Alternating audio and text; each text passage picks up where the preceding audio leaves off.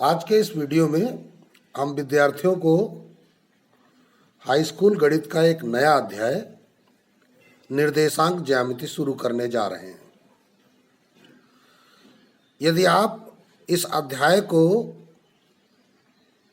इसके शाब्दिक अर्थ से समझें तो ज्यामिति का अर्थ होता है कि जब हम किसी गणित के प्रश्न को रचना के माध्यम से या उसकी आकृति बनाकर आकृतियों के विभिन्न नियमों, आकृतियों में जैसे रेखाएं, कोण, बहुभुज, वृत्त आदि पर नियमों का प्रयोग करके जब हम गणनाएं करते हैं तो ऐसी गणनाएं ज्यामिति के अंतर्गत आती हैं।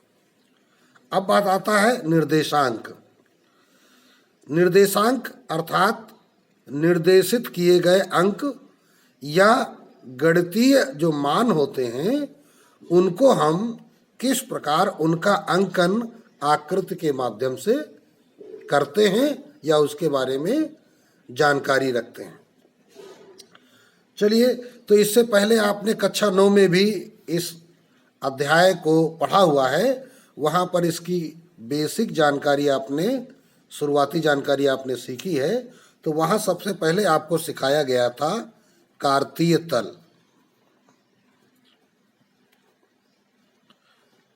क्या होता है कार्तीय तल? महान फ्रांसीसी गणितज्ञ रेनी देकार्ते ने इस तल को प्रस्तुत किया था और यहाँ पर यदि किसी एक बिंदु को, यहाँ पे हमने क्या लिया है, एक मूल बिंदु लिया हुआ है या बिंदु है, इस बिंदु को 4 बराबर भागों में बांट दिया है। बिंदु को 4 बराबर भागों में बांटा है। अब प्रश्न उठता है कि इस बिंदु को 4 बराबर भागों में बांटने की आवश्यकता क्या है? तो किसी बिंदु की स्थिति बताने के लिए हमको इस प्रकार के एक तल की आवश्यकता होती है जिसे हम कार्तीय तल कहते हैं। इसके लिए हम विद्यार्थियों को एक छोटा सा उदाहरण समझाने का प्रयास करते हैं। बच्चों, आप अपने घरों में अपने कमरों में रहते हैं। मान लो कि ये आपके घर का एक कमरा है। चूंकि यह कमरा आयताकार है और आप इस कमरे में यहां पर बैठे हैं। अब यदि आपसे कोई पूछे कि आप कमरे में कहाँ बैठे हैं, उसकी पोजीशन बताइए, उसकी स्थिति बताइए जिस स्थान पर आप बैठे हैं। तो यदि आपने स्थिति बताने के लिए कुछ इस प्रकार बताया कि हम कमरे के दरवाजे से 2 मीटर दूर बैठे हैं, तो ये रहा कमरे का दरवाजा, यहाँ पे हम डोर लिख देते हैं, से 2 मीटर बैठे हैं दूर। तो अब देखिए, यहां से आपकी ये दूरी है 2 मीटर।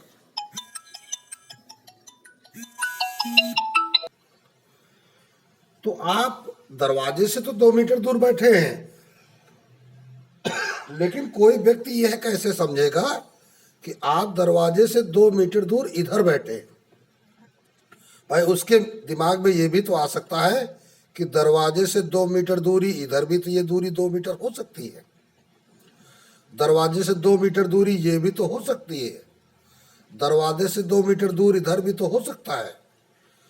अर्थात 2 मीटर दूरी के हम कई बिंदु प्राप्त कर सकते हैं, और जबकि हमारी बैठक का या निश्चित बिंदु ये है। तो यहां पर अभी इस बात से सही जवाब स्पष्ट नहीं हो पाया है। तो कहने का तात्पर्य है कि कोई भी स्थान की जब स्थिति बताना हो तो उससे पहले एक नए स्थान की अवस्था बतानी पड़ती है। जैसे बताया गया कि दरवाजे से इतनी दूर, अर्थात शुरुआत तुमको दरवाजे से मापन की करनी है। अब यहां पर चूंकि हम देख रहे हैं कि जब हम दरवाजे से 2 मीटर का मापन कर रहे थे या 2 मीटर की जब स्थिति देख रहे थे तो हमको ऐसे कई बिंदु मिल रहे थे। तो उनमें से एक ये है जहां पर व्यक्ति बैठा है। तो अब इसकी स्थिति यहां से स्पष्ट नहीं हो पा रही है कि दरवाजे से 2 मीटर दूर यही बिंदु है। अब ऐसे ही बिंदु को स्पष्ट करने के लिए हमें यह कार्तीय तल दिया गया है। क्योंकि कार्तीय तल में क्या किया गया है कि इस बिंदु को, या ये समझ लीजिए कि ये जो आपका जो समतल है इसके हमने 4 खंड कर लिए और इसका एक बिंदु मूल बिंदु कहा गया। मूल बिंदु से दाहिनी ओर की रेखा एक्स अक्ष कहलाई और ये बाईं ओर की रेखा ये आपका एक्स डैश अक्ष कहलाई। एक्स अक्ष का तात्पर्य क्या है? ये धन एक्स अक्ष है, धनात्मक अक्ष है। और ये हम लोग तीर लगाते हैं तो इसका मतलब ये रेखा दूर तक चली जाती है। और ये इधर भी तीर हमने लगा दिया, इसका मतलब ये रेखा दूर तक चली जाती है। तो ये एक्स डैश अक्ष क्या है? ऋणात्मक एक्स अक्ष है। इसी प्रकार जो रेखा ऊपर की ओर जा रही है ये वाई अक्ष है और जो नीचे की ओर जा रही है ये वाई डैश अक्ष है। अर्थात ऊपर की ओर धन वाई अक्ष है और नीचे की ओर ऋण वाई अक्ष है। तो इसका मतलब क्या हो गया कि ये एक्स अक्ष कैसा है? पॉजिटिव है। इधर एक्स अक्ष कैसा है? नेगेटिव है। इधर वाई अक्ष कैसा है? पॉजिटिव है। और इधर वाई अक्ष कैसा है? नेगेटिव है। यह बिंदु स्टार्ट पॉइंट है, शुरुआती बिंदु है, इसलिए इसकी पोजीशन 0 कही जाती है। अब यहां पर हमने क्या किया है कि चूंकि हमने इस तल पर 2 अक्षों का निर्माण किया है, एक अक्ष कहलाया एक्स अक्ष और एक अक्ष कहलाया वाई अक्ष। मान लीजिए हमने अपना पेन इस शुरुआती बिंदु पे रखा तो यह शुरुआती बिंदु, यहां से भी हम बिल्कुल इधर उधर नहीं हिले हैं, न चले हैं। तो यह शुरुआती बिंदु की स्थिति अगर हम एक्स अक्ष के दिशा में देखना चाहें तो मतलब यहां पे पेन रखा है, अर्थात ना तो दाईं तरफ गया ना तो बाईं तरफ गया। अर्थात ये क्या है? इसकी स्थिति 0 है, न दाईं ओर गया न बाईं ओर गया। अर्थात एक्स अक्ष पर इसका विस्थापन 0 रहा। दूसरी बात, अगर इस बिंदु को हम वाई अक्ष के सिस्टम में देखें तो वाई अक्ष के सिस्टम में क्या रहा है? ना तो ये हम ऊपर गए ना नीचे गए, अर्थात वाई अक्ष पर भी कोई परिवर्तन हमने नहीं किया। यह बिंदु क्या है? मूल बिंदु है। हम यहीं से शुरुआत करते हैं। तो इस बिंदु को एक्स अक्ष के लिए इसका मान है 0 और इस बिंदु का वाई अक्ष के लिए भी इसका मान है 0। तो इसलिए हम इस बिंदु के जो अंक लिखते हैं, जो इस बिंदु की पोजीशन बताते हैं, यही अंक इस बिंदु के निर्देशांक कहलाते हैं। तो निर्देशांक का मतलब किसी बिंदु की स्थिति को यदि हम अंकों या संख्याओं के रूप में प्रकट करें तब हम उन्हें निर्देशांक कहते हैं। जब निर्देशांक हम प्रकट करते हैं तो इसमें जो बाईं ओर का निर्देशांक होता है इसे भुज कहा जाता है और ये जो दाईं ओर का निर्देशांक होता है इसे कोटि कहा जाता है। अच्छी बात है। यदि हम इस एक्स अक्ष को क्रमशः 1-1 सेंटीमीटर पर चिन्हांकित कर लें, हमने क्या किया है? 1-1 सेंटीमीटर पर इसको चिन्हांकित कर लिया है। इसी प्रकार वाई अक्ष को भी हम 1-1 सेंटीमीटर पर चिन्हांकित कर लेते हैं। तो अब देखिए, मान लेते हैं कि हमने एक बिंदु यहां पर ये दिखाया, ये दिखाया। तो इस बिंदु की स्थिति क्या है पता लगाने के लिए अब इस बिंदु को ध्यान से देखिए। यहां पर इस बिंदु से इस बिंदु तक पहुंचने के लिए कई मार्ग हैं। आप ऐसे जाकर ऐसे चढ़ जाएंगे, ऐसे जाकर ऐसे चले जाएंगे, आप सीधे चले जाएंगे, आप घूमते घूमते यहां पे पहुंच जाएंगे। लेकिन इस बिंदु की स्थिति का मतलब है कि हमें इस बिंदु से इस बिंदु तक समकोणिक तरीके से चलना है। समकोणिक तरीका क्या हो गया कि मान लीजिए हम पहले इधर गए फिर इधर गए, तो पहले जो गमन होता है मूल बिंदु से एक्स अक्ष पर होता है। यहां से जब हम चलेंगे तो पहले कहां चलेंगे, एक्स अक्ष पर। तो इस बिंदु तक जाने के लिए हमें एक्स अक्ष पर यहां से यहां चलना पड़ेगा, यहां से यहां। अब देखो हमको कितनी दूर चलना पड़ा, 3 स्थान, 3 सेंटीमीटर। ठीक, अब हमें इस बिंदु से वहां तक पहुंचने के लिए इस प्रकार चलना पड़ेगा, इस प्रकार। अगर इस बिंदु का नामकरण हम ए रख दें तो ओ से इस मूल बिंदु को ओ कहा जाता है, ये 0 नहीं है, ये ओ है।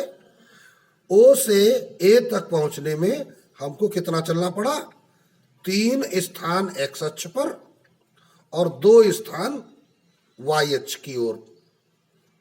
यहां तो एक्स अक्ष पर चले थे और यहां वाई अक्ष की ओर चले थे। वाई अक्ष तो ये रहा, वाई अक्ष ऊंचाई की ओर प्रकट कर रहा है, हम वाई अक्ष की ओर चले थे 2 स्थान, तो 3 स्थान चले हम एक्स अक्ष पर और 2 स्थान चले वाई अक्ष की ओर। तो इस प्रकार 3,2 इस बिंदु का निर्देशांक बन जाता है, अर्थात इस बिंदु की स्थिति बन जाती है। अब देखते हैं, हमने एक बिंदु यहां पे दर्शाया, इसका नाम रखा ये बी है। अब इसके निर्देशांक के लिए क्या करना पड़ेगा, अब हम देख रहे हैं कि यह बिंदु इस मूल बिंदु से बाईं ओर है नंबर 1 और दूसरी ओर नीचे की ओर है। अभी हमने क्या कहा था कि पहले मूल बिंदु से तुम्हें किस दिशा में चलना है, एक्स अक्ष के अनुगत, चाहे दाईं ओर चलना पड़े चाहे बाईं ओर चलना पड़े, पहले तुमको एक्स अक्ष पर चलना है।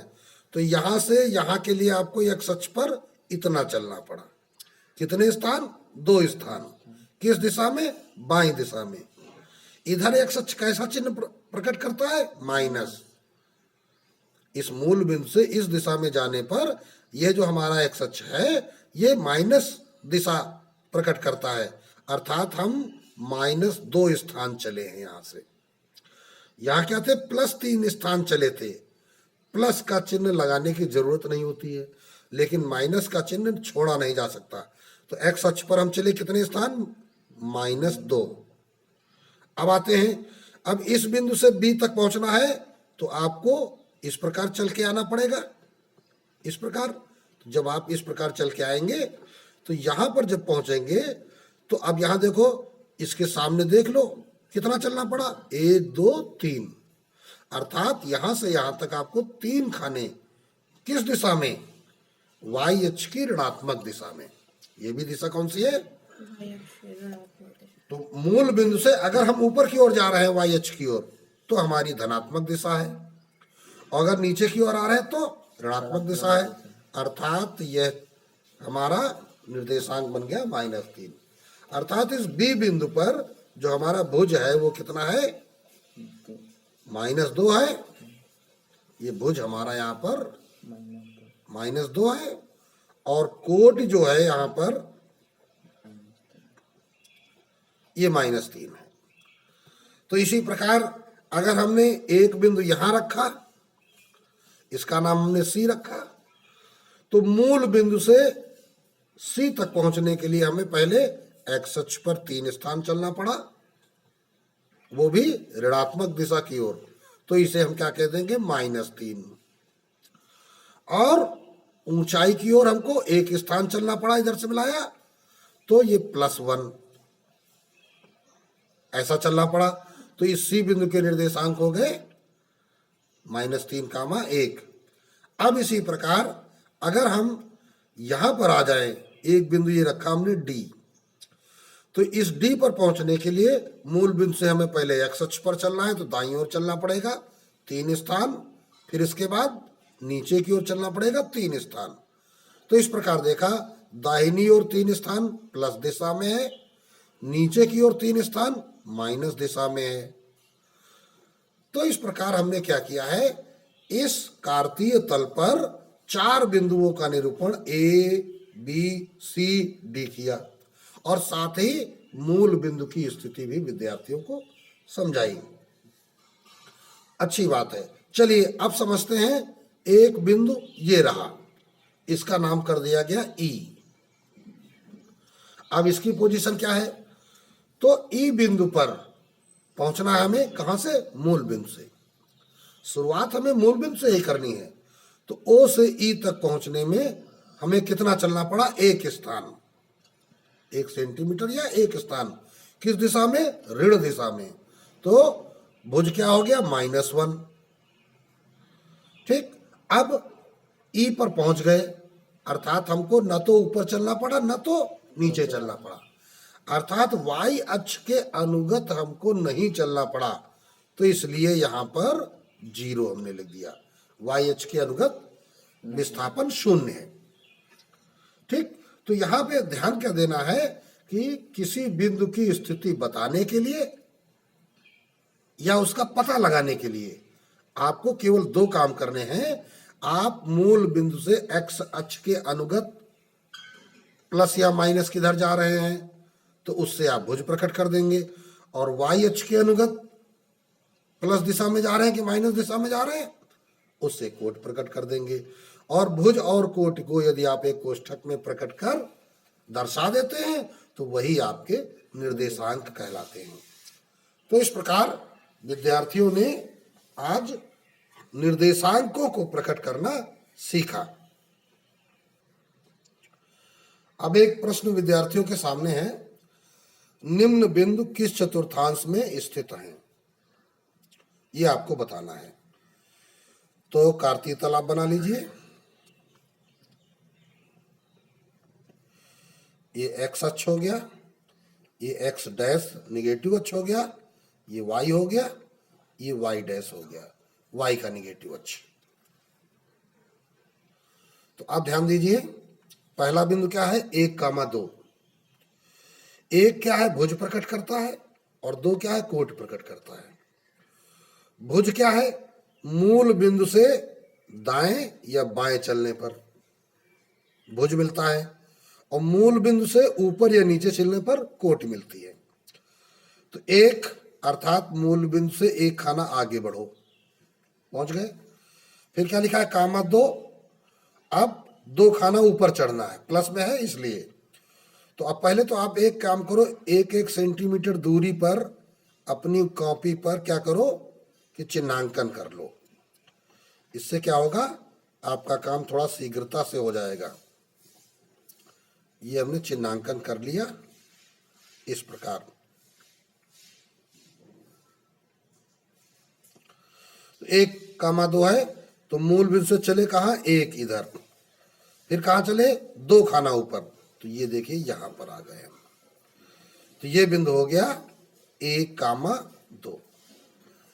अब पूछा गया किस चतुर्थांश में है, तो देखिए चतुर्थांशों का जो क्रम होता है वो घड़ी की उल्टी दिशा में होता है, ऐसे दिशा में। तो ये फर्स्ट होता है, ये सेकंड होता है, ये थर्ड होता है, और ये फोर्थ होता है। यहां पर आपके चिन्ह कैसे होते हैं, प्लस प्लस होते हैं, ठीक है। यहां आपके चिन्ह कैसे होते हैं, माइनस प्लस होते हैं, यहां आपके चिन्ह माइनस माइनस होते हैं, और यहां आपके चिन्ह प्लस माइनस होते हैं।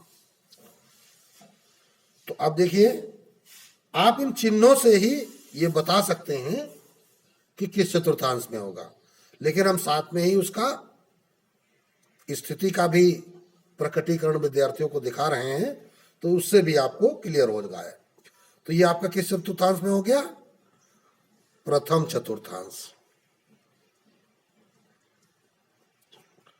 अब आते हैं दूसरा बिंदु, 2,-1। तो 2 क्या है, 2 खाने दाहिनी ओर जाओ, प्लस का मतलब दाहिनी ओर, -1 अब नीचे की ओर, तो यहां आ गए। ये हो गया 2, तो ये कौन सा चतुर्थांश आ गया,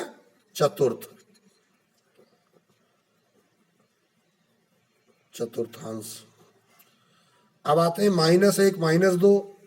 तो -1 खाना मतलब बाईं ओर, -2 माने नीचे की ओर, बाएं नीचे, तो मूल बिंदु से बाएं और फिर नीचे। तो ये बिंदु तुम्हारा कौन सा हो गया, -1 -2, किस चतुर्थांश में चला गया, तृतीय चतुर्थांश।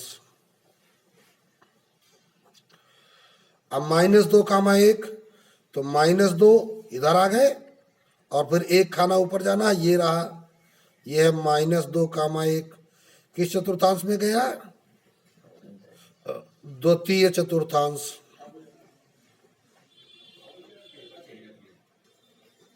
अब देखिए ये क्या लिखा है? 1, 1 खाने आगे जाओ, यहीं पे रुक जाओ। 0 माने ना ऊपर न नीचे, तो ये बिंदु है तुम्हारा 1, 0। तो ये बिंदु क्या है? किस चतुर्थांश में है? अब ना तो ये फर्स्ट में है और ना तो ये फोर्थ में है। तो चूंकि 0 है ना, अगर इस यहां होता कहीं तो फर्स्ट में कहते, यहां होता तो फोर्थ में कहते। अब यह बिंदु ना तो फर्स्ट में है ना फोर्थ में है, कहाँ है? बॉर्डर पे, दोनों की बंटवारे वाली लाइन पे, अर्थात वो लाइन क्या है? एक्स अक्ष। तो इसको क्या कहेंगे? एक्स अक्ष पर। ठीक है ना? किस अक्ष पर है? एक्स अक्ष पर। 0, -2, 0 माने यही रहो, -2 नीचे उतर आओ, तो 0, -2 ये बिंदु मिला। ये बिंदु कहाँ है? न तो तीसरे में न चौथे में, तो ये y अक्ष पर है, तो y अक्ष पर। इसके लिए चतुर्थांश नहीं बताया जाएगा।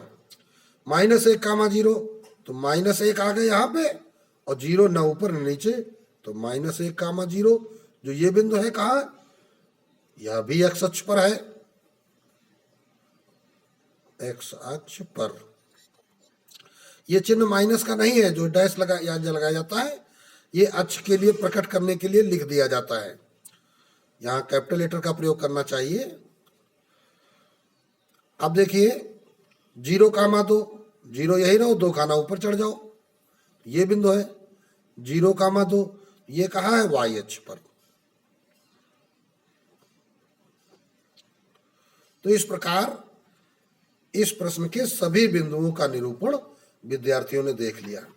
तो बिंदु अक्षों पर हो सकते हैं और बिंदु चतुर्थांशों में हो सकते हैं। यदि कोई बिंदु किसी अक्ष पर है तो इसका मतलब वो चतुर्थांश में नहीं है। अच्छा, एक बात और हमेशा ध्यान रखना है, जो कि महत्वपूर्ण, जिसको हम कहेंगे, क्या है महत्वपूर्ण? इंपॉर्टेंट। ध्यान रखिए हमेशा, एक्स अक्ष के लिए y बराबर 0 होता है।